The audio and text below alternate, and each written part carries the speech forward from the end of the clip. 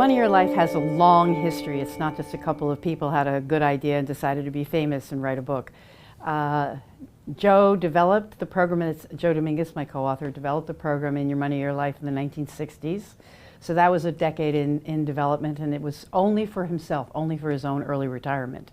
He just felt like financial service was like military service. You like get through it, because the real stuff of life is through the other door, the door out of wage slavery or paid employment.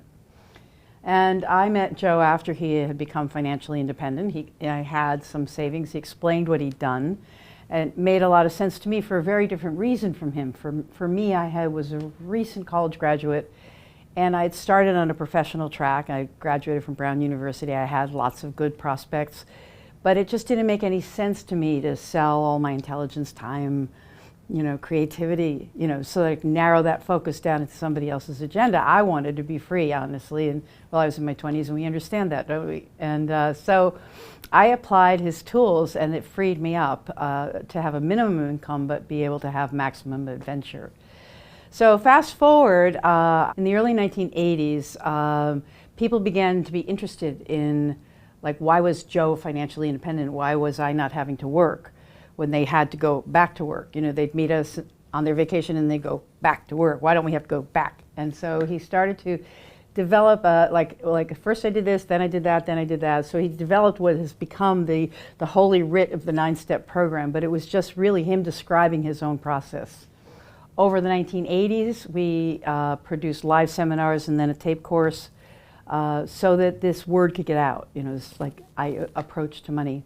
Number one, if we define financial independence as the process of liberating your mind and liberating yourself from debt and developing savings, everybody needs to be on this path. It's a self-preservation path. So I'm not talking about freeing your time forever, pulling the trigger, as they say in the FIRE movement, and getting financially independent. As a matter of fact, that becomes a problem for a lot of people because they don't know what to do with their time. It's an identity crisis. Suddenly your boss or your profession or your context is not defining how you spend the hours of your day. You're free. Oh dear. Now you have to do it. So I don't think that's the ultimate goal. As a matter of fact, I distinguish between work, job, income, and identity. Those are 4 things that all go in the category of job. So if you haven't thought about who am I, what is my work in life, apart from like my job is what I do for money, but your work is more of a social role or a spiritual calling. Your work is, everybody's work is to be a good person. Boom. That's a basic assignment. We all got that one. To be a moral human being. That takes work. Self-education takes work. So I would hope that people start to think about that, somebody who's a family man and he has a, sort of pay grade job, gets out of debt, realizes that money doesn't buy happiness, invests a lot in being with his grandkids. That's somebody who is becoming financially independent in my book. So that's one part of it, is that we have to stop thinking about some la-la land thing where we're going to get out of everything, because we don't want to. We will be working until the day we die. Granny is going to be like, helping out with the grandkids.